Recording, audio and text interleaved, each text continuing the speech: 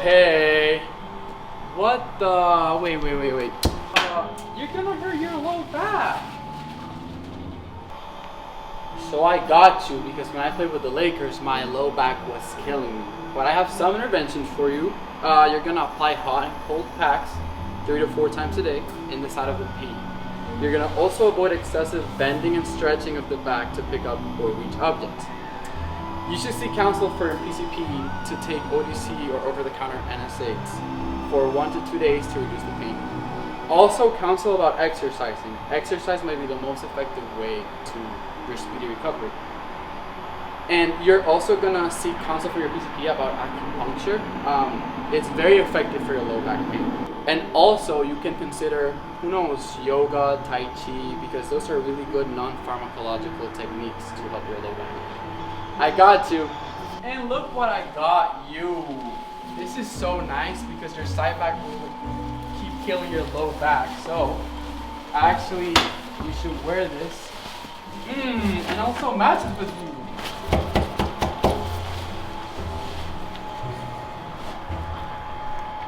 Trick or treat! I'm so excited to meet you. And my friend too. Oh, hi. So, we have some things that we have for you because Christoph gave me a handout of things to be aware of for osteoporosis. Are you above the age 50? Are you a female? Do you have low body weight? Do you have a family history of osteoporosis? Did you menopause before the age 45? Are you a woman who hasn't given birth?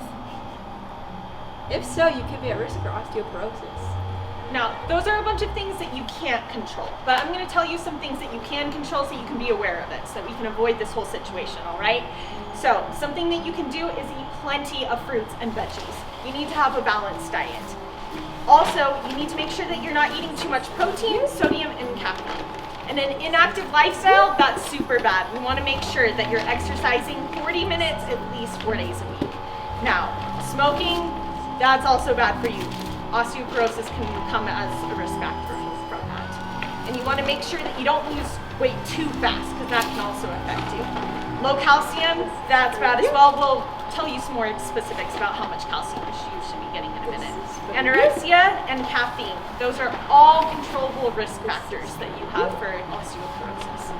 Now, for calcium and your vitamin D intake, you want to make sure that you're getting at least 1,000 to 1,500 milligrams per day.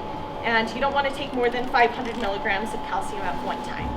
Also, you need at least 800 to 1,000 international units of vitamin D3 per day for adults over the age of 50.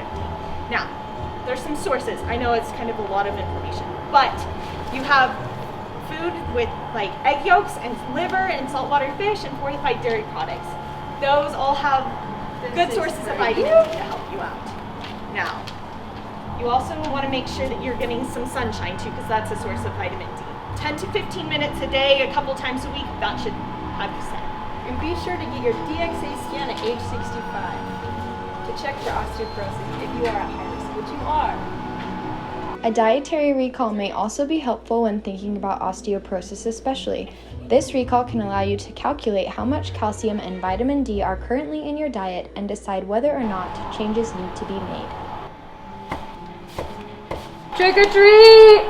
Yo, did you know that if you want to become an excellent bodybuilder like me, exercise and weight can affect your musculoskeletal system? The benefits of an exercise on the musculoskeletal system, they include improved muscle tone, increased joint mobility, improved muscle tolerance to physical exercise, a possible increase in muscle mass so you can get that big chest, and reduced bone loss. You can also become more tolerant towards physical activity and fatigue slower. Exercise even helps you tolerate stress, because you know, when I don't get 2 hours in the gym, you know I'm stressed that day. And is even shown to decrease illness like the colds and the flu. Now, I bet you're wondering about some interventions about your weight. I can tell you've gone a little bit off the deep end there. So, move more and sit less throughout the day. Some physical activity is better than none. Adults who sit less and do any amount of moderate to vigorous physical activity, like some jumping jacks, they gain some health benefits. For substantial health benefits, you're going to want to exercise 150 minutes a week, or 40 minutes 4 days per week. Additional health benefits are gained by engaging in physical activity beyond 5 hours per week of moderate intensity physical activity. You should also do muscle strengthening activities to get those big biceps, that involve all major muscle groups on 2 or more days a week. These activities can provide additional health benefits. Now, I can see you put on a few pounds and maybe aren't at a healthy weight. Let me give you some advice, kid. Maintain a BMI between 18.5 and 24.9. For women, you want to maintain a waist circumference of less than 35 inches and less than 40 inches for men. And you want to maintain a waist to hip ratio of less than 0.8 for women and less than 0.95 for men. That's it. I'm going to give you this to help you with your physical exercise journey. Thanks, kid.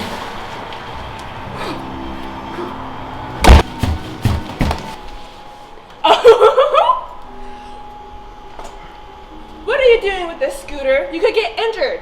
Trust me, I get injured all the time.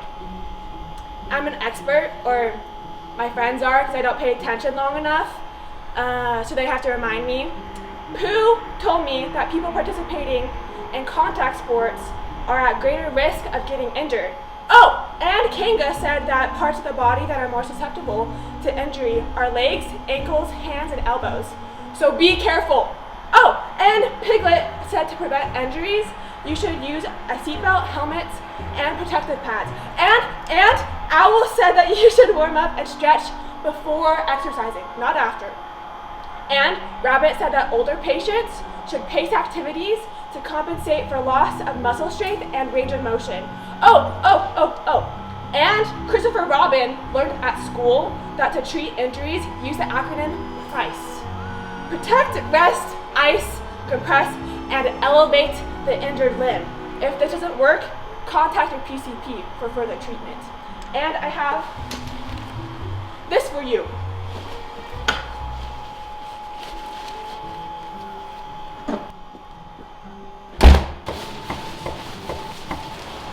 Trick or treat!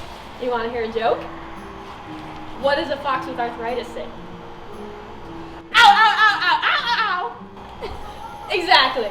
Let me tell you some risk factors of osteoarthritis and rheumatoid arthritis. Risk factors include family history of arthritis, age, the older you are, the more likely you are to have arthritis, your sex, women dinos are more likely than men dinos to have arthritis, previous joint injury, obesity, because carrying around that extra weight might put more strain on your joints. Now, let me tell you some tips I've learned because I have arthritis in my tail joint. So, interventions include avoiding obesity, such as keeping your BMI between 18.5 and 24.9. Like I said, losing weight may increase your mobility and limit future joint injury. Additionally, activity modification can help you. It's advised that you exercise 40 minutes a day for 4 days a week, and regular exercise can help keep your joints flexible. Swimming in water aerobics may be a good bet for you because it decreases the stress on your weight-bearing joints. Additionally, heat and ice packs may relieve pain, and a combination of all of these things plus some medications as needed may be your best bet. Finally, assistive devices like canes, shoe inserts, walkers, raised toilet seats, and other assistive devices can help protect joints and improve your ability to perform daily tasks. The earlier you catch this, the better. So here are some heat packs to help you on your journey. Nail 5.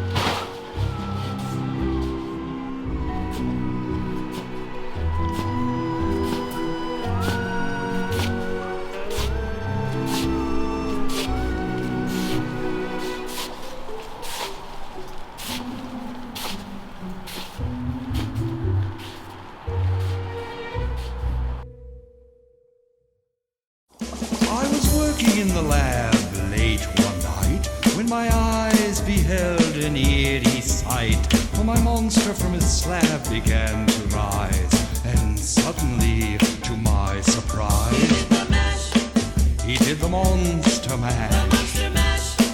It was a graveyard smash. It caught on in a flash.